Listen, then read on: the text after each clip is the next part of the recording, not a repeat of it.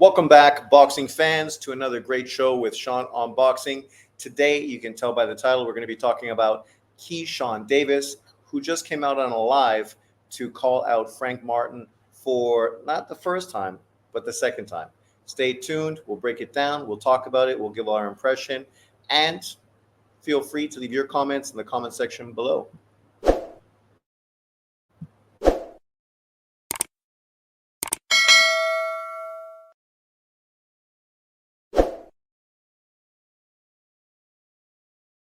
Welcome back, boxing fans. So obviously the lightweight division is stacked full of really good fighters. Fighters that already have proven that they're elite. Shakur Stevenson, Lomachenko, Tank Davis. Fighters that are proving that they belong on that list. Frank Martin, Keshawn Davis, Zepeda, and fighters of that magnitude, and up-and-coming fighters like Abdullah Mason and many others. So the division is really exciting. Obviously, there's a lot of potential growth to it, and we've seen some really good fights. Obviously, we saw Lomachenko beat George Kambosos, being the first man to stop Kambosos to become the the IBF champion. We also had Navarrete move up to try to become a four-weight world champion, taking on Lomachenko's countryman, Denis Beranchyk, who ended up beating Navarrete and sent his ass back down to 130 pounds to become the WBO champion. We had Tank Davis get elevated to super champion by the WBA, and we had Shakur Stevenson beat De Los Santos in what was probably one of the worst fights to watch that year for the WBC title. Since then, obviously, he's bounced back with another less than stellar performance. And Frank Martin had his big step-up fight, taking on Tank Davis, getting knocked the fuck out. Tank Davis making a huge statement in that victory. And recently, of course, we've been in negotiation for a potential Vasily Lomachenko fight, which people were very excited about. Prior to, of course, the Beranchyk-Navarrete fight, I had talked about how, to me, it seemed obvious that Lomachenko was probably going to be directed towards Navarrete, the in-house opponent, which meant that the fight that we should be getting is a Shakur Stevenson-Tank Davis fight. But obviously, Navarrete ended up losing. So then there was talk, negotiation, and discussion between both Tank Davis and Lomachenko's team. Lomachenko flew over to the U.S., which we, of course, interpreted as an opportunity for him to sign the contract. And then afterwards, we found out that Lomachenko was saying he's going to take the rest of the year off, making you wonder exactly what went on in negotiations for him to put so much time involved in it, fly over to the States, only to then walk away from the fight. But what that did was open up the doors for a potential Tank Davis-Shakur Stevens fight, which is great, right? And then obviously Lomachenko, we don't know what he's going to do. We expect that what he's probably trying to do is wait for the winner of that and then take on them for unification, as opposed to taking on two top fighters. He's hoping that they will work off of one another and he can take on the winner, which makes a lot of sense. And with the work he's put in, it probably is fair, right? Because unlike Shakur and Tank Davis, Lomachenko has actually fought elite lightweights and put in the work. Well, these two fighters need to start building up their legacy. And what would be better than obviously a unification fight between the two of them? And then the winner taking on Lomachenko for 3 of the 4 belts, which meant we were curious about what was going to happen with Denis Berancyk's title. There was talk about obviously Shakur Stevenson, who's part of Top Rank, and you could understand that the WBO and Top Rank would potentially move him in the direction of fighting for that title with Denis Beranchyk to make him become a WBO champion. But then there's also William Zepeda, who obviously is ranked number 1 by all 4 sanctioning bodies and is coming off of very good wins and in a position where he deserves to get a world title fight. Obviously, for Oscar De La Hoya, you understand that he would prefer his fighter to take on Beranchyk, a victory that seems guaranteed for him to become a champion. And then when they go into negotiation with one of the other champions, Loma, Tank, or Shakur, they'd have a better opportunity to negotiate, obviously, a higher percentage of the card.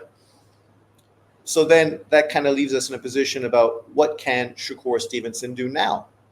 Well, Shakur kind of answered that today. He came out on a live and called out Frank Martin in a very respectful way, basically saying, dude, right, you know, we already been talking about this fight. Let's do it. It's a huge fight. We could take this shit to Vegas.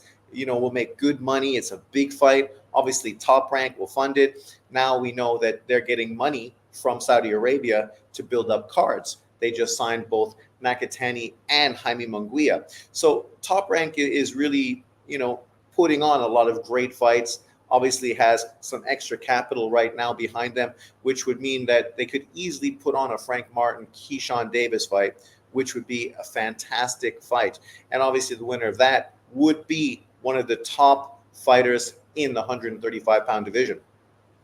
And even if they don't take on one of the champions, what they could do is take on the potential winner, right?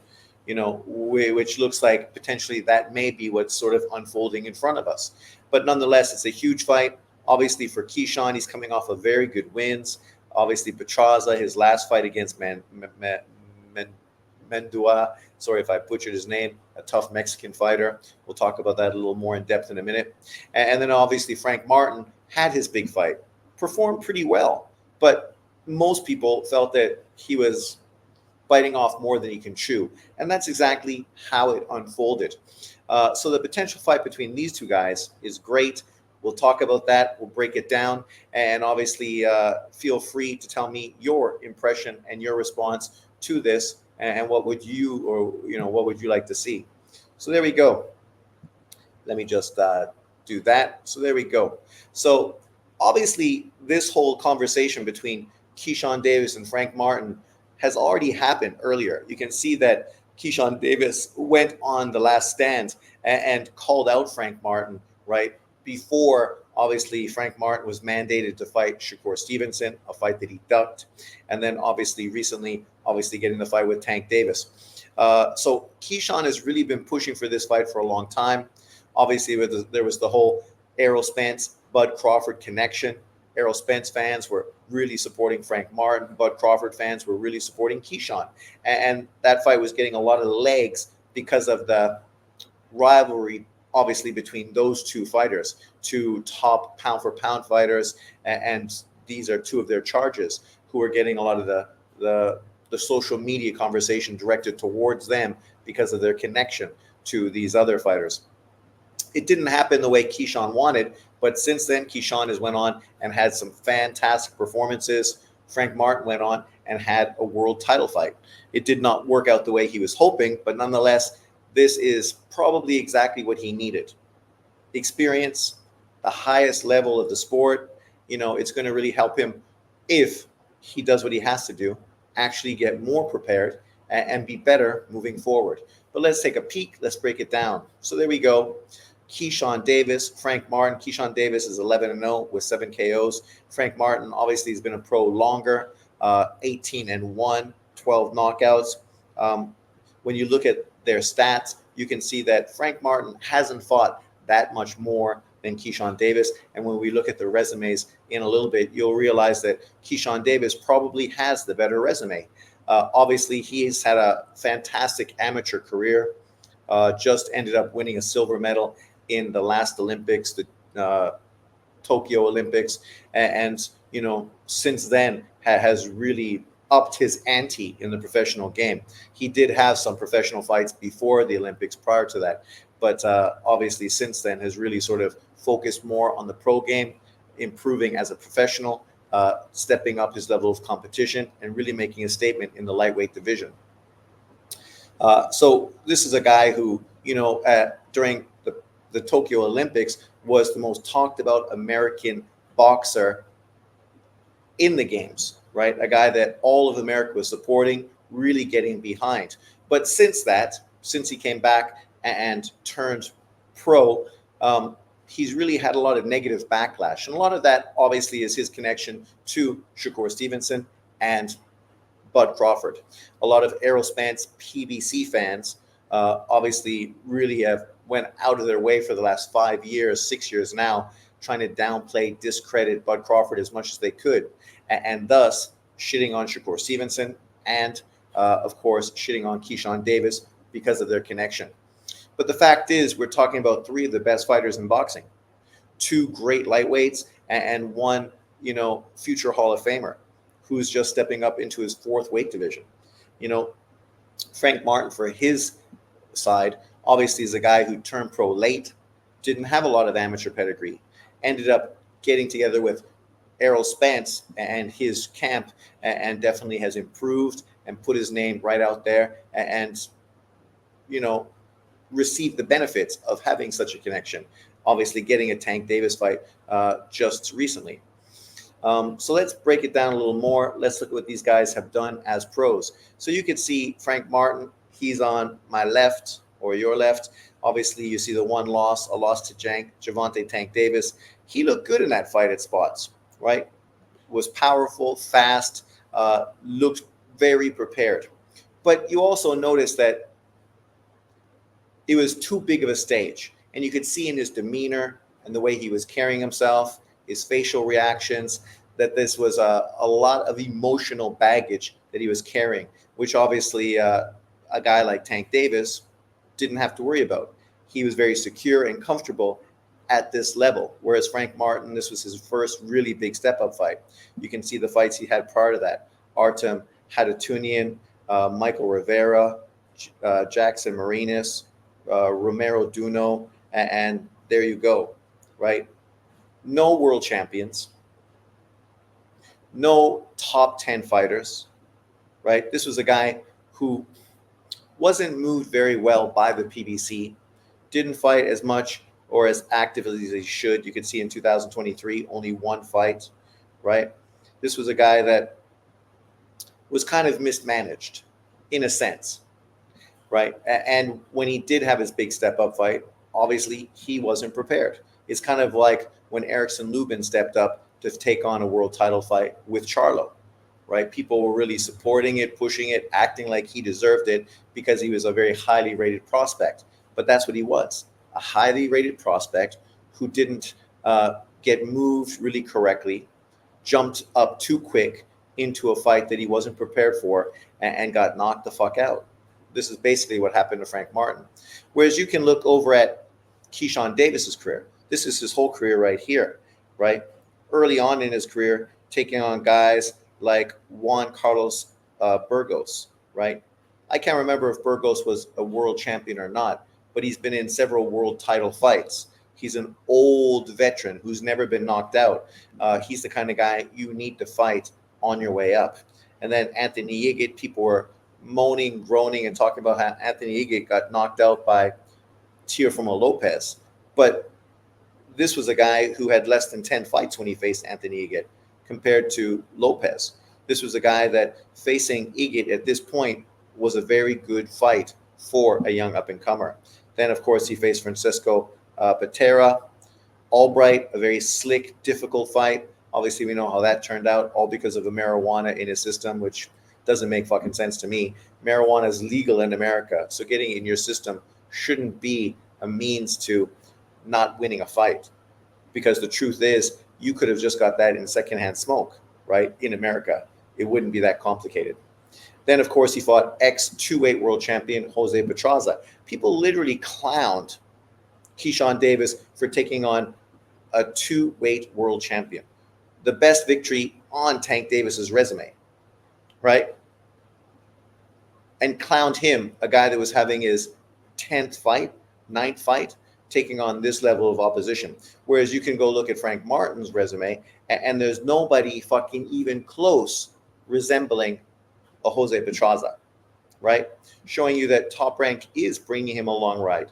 They aren't moving him too quick. They're giving him name opponents, ex-world champions, guys with a lot of experience. In his last fight, obviously, he fought Miguel Meduno. You saw that guy. He was huge in there at lightweight, far bigger than Keshawn Davis. Keshawn Davis, you know he ain't using PEDs because he's still a skinny kid, right? A guy that really needs to sort of start bulking up a little more, especially if he wants to be one of the pound-for-pound best fighters in boxing. Because at this point, he still looks like he's a kid. He didn't put on much weight after the weigh-in, whereas Meduno was huge in that fight. And you could tell based on the way Keshawn Davis was dominating him, beating the crap out of him. yet not really having too much impact on it. Meduno ate those punches and just kept coming forward. He was literally like the Terminator in that fight. But it's a great fight, a preparation fight for a young kid like Keshawn Davis, who's getting ready to try to fight world title fights moving forward, right? You fight a guy like that, it shows you that you can't rely on your power. You got to be a very versatile, all-around fighter, able to deal with the pressure, able to put your hands together, being smart enough to use your ring IQ in the ring. And he won that fight easily. He literally won every single round of that fight. I just watched it today. And I heard people literally talking about how Keshawn Davis performed badly in that fight. And I'm like, what do you mean performed badly? Did you watch the fight? Like, you compare his performance to Shakur Stevenson. There's a lot of similarities. The difference is his performance was far more entertaining, right? Yet a lot of the things he did were very similar to what Shakur Stevens did. One of the difference was that Keshawn Davis literally puts his hands together and throws combinations, was working the body very well, a lot, going to the body with his jab, the same kind of punch that obviously Nakatani used, Junto Nakatani, to get a stoppage in his most recent title defense. That spearing jab to the gut, also hooks to both sides of the body to bring down his hands to allow him to counter punch very cleanly. And this fight might have proven that at lightweight, Keshawn Davis is not the biggest puncher, but it definitely proves he's also one of the fucking slickest and best technical fighters at the weight division, which is why the potential fight between him and Frank Martin makes so much sense and is going to be potentially a great fight if Frank Martin is man enough to step up and do it. Obviously, coming off of a knockout loss, we don't know mentally how he feels right now and where he wants to move. But these are the current lightweight rankings as of July 2024. Obviously, you have Keshawn, Gervonta, Lomachenko, and Dennis Branchek. And you can see William Zepeda across the board, the number one mandatory opponent, meaning that chances are that Dennis Branchek fight is going to be closed and sealed for William Zepeda. And obviously, William Zepeda will probably join those other three fighters as a world champion. And that ain't bad.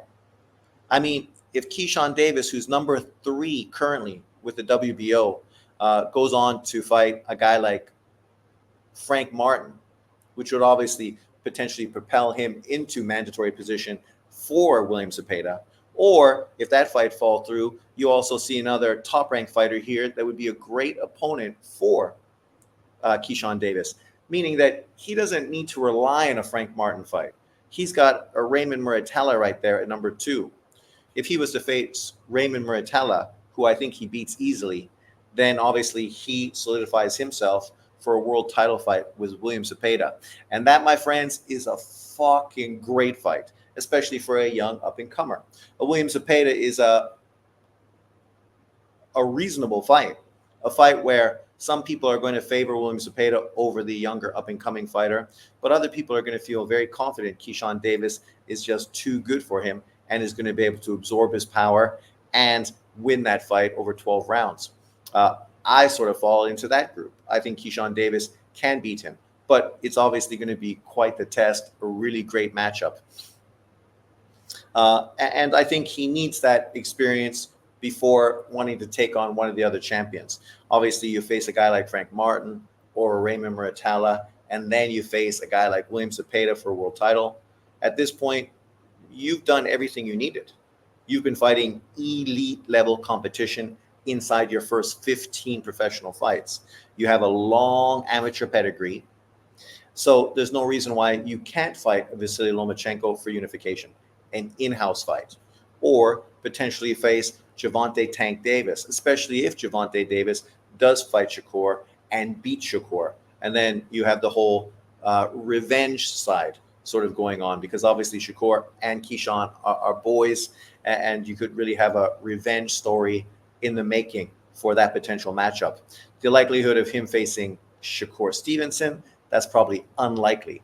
But It is what it is. One reason because Shakur walked away from Top Rank, and secondly because they are tight, they are boys. So it's unlikely that fight will happen. But let's put it in context.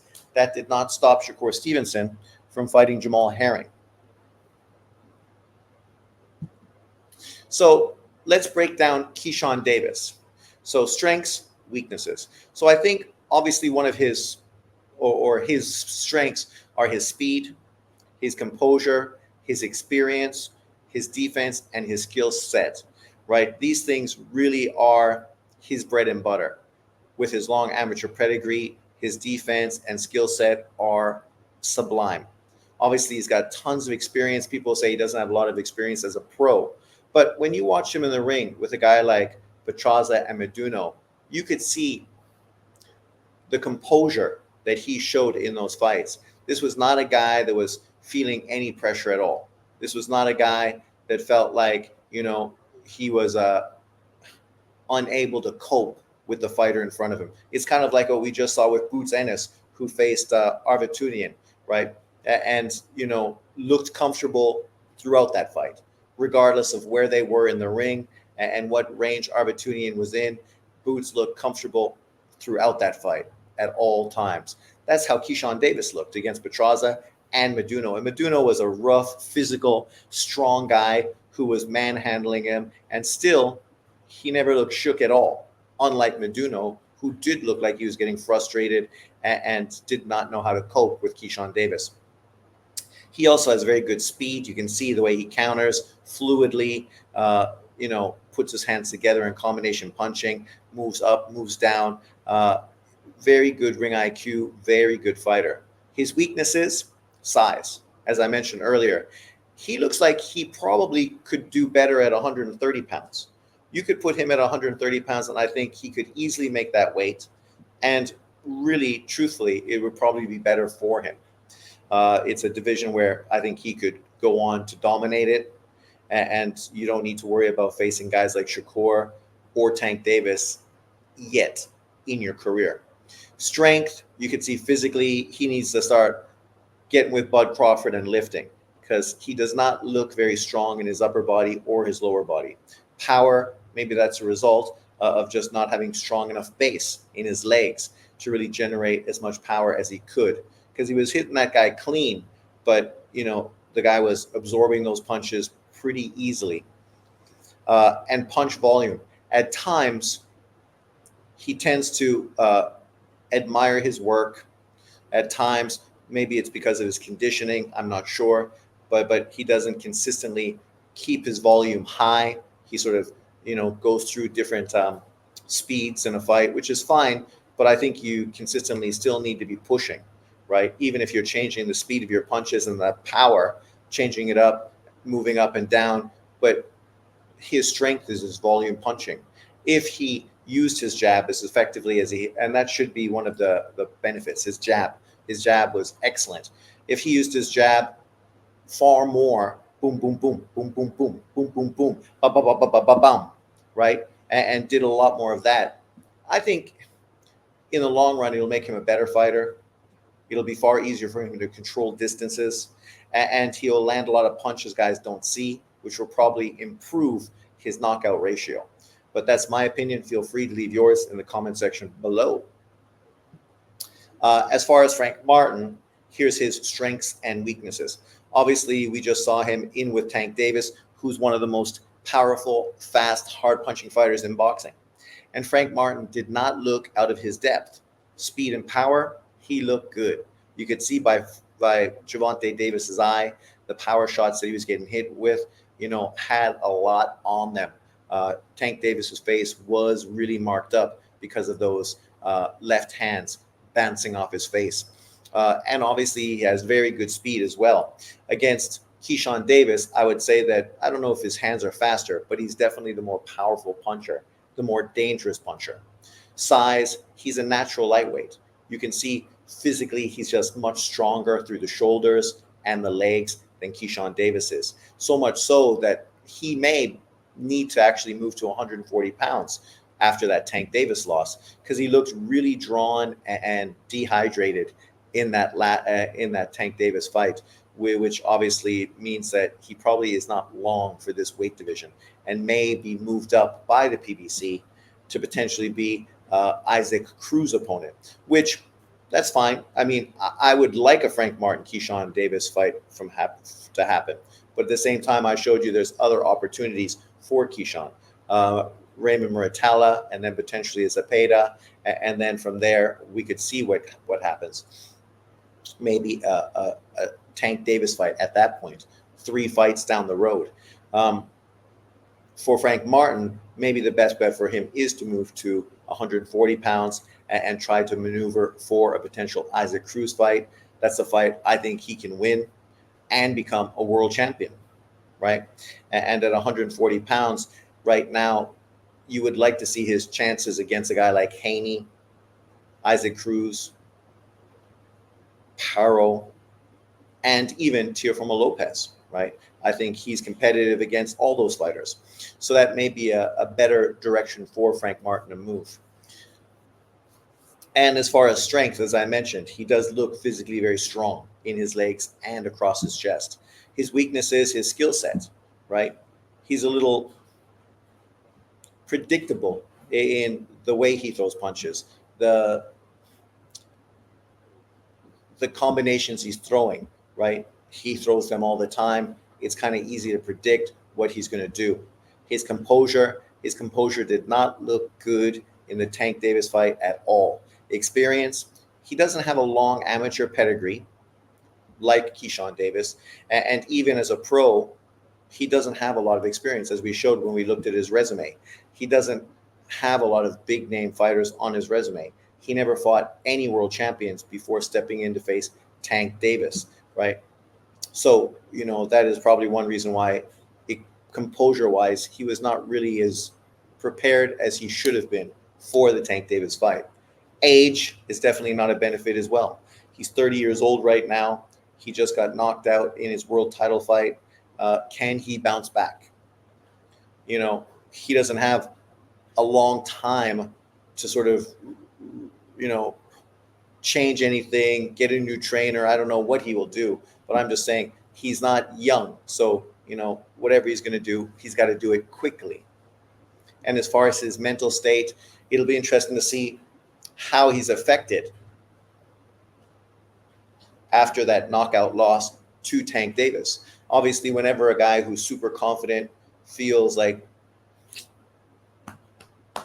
very good about himself, when they get fucking sparked the fuck out like that, mentally, that's something that's difficult for them to deal with, especially a guy like him who hasn't had a long amateur pedigree, hasn't been beaten in the amateurs by tons of elite fighters, hasn't faced a lot of great opposition in the pros. So the first time he steps up, he gets knocked the fuck out. So that might change his whole mentality moving forward. May not be as aggressive, might not be as confident. We have to see how things work out for him moving forward. So don't be surprised if he does bounce back with a lesser opponent.